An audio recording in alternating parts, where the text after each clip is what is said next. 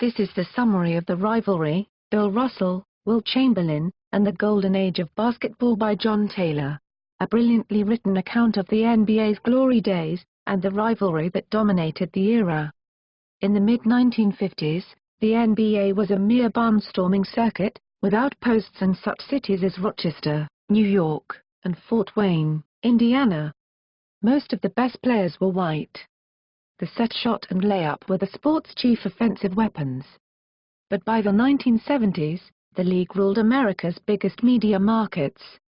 Contests attracted capacity crowds and national primetime television audiences. The game was played above the rim, and the most marketable of its high-flying stars were black. The credit for this remarkable transformation largely goes to two giants, Bill Russell and Wilt Chamberlain.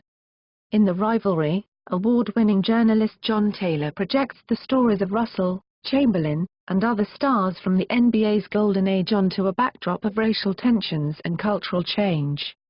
Taylor's electrifying account of two complex men as well as of a game and a country at a crossroads is an epic narrative of sports in America during the 1960s. It's hard to imagine two characters better suited to leading roles in the NBA saga. Chamberlain was cast as the athletically gifted yet mercurial Titan, while Russell played the role of the stalwart centerpiece of the Boston Celtics dynasty.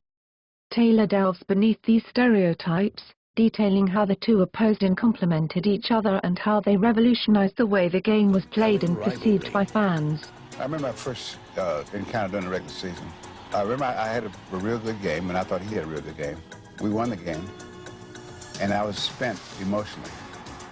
It was the first time that I ever felt sometime that my control of the game was not at its highest point.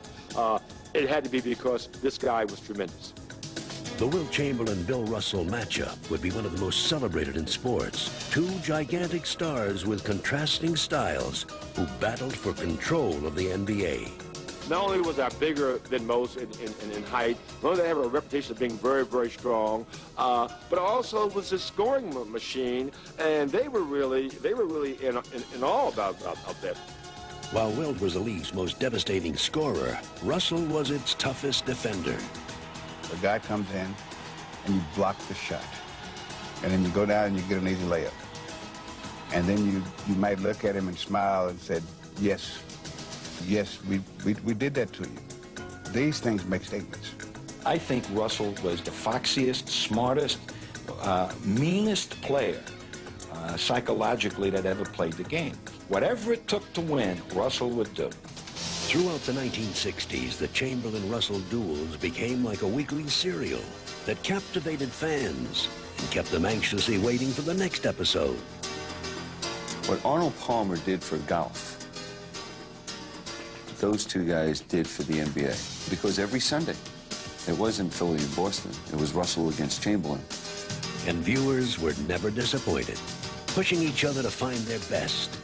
These two titans inspired indelible performances and spectacular last-minute finishes.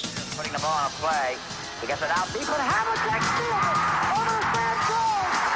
Havlicek stole the ball! It's all over!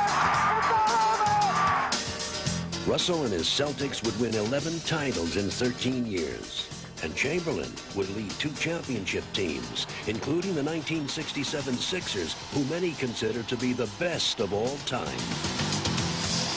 My objective in playing was to win as many games as I possibly could. And he made it very difficult for us to win games. He's far and away the best player I played against. I mean, it's not even close.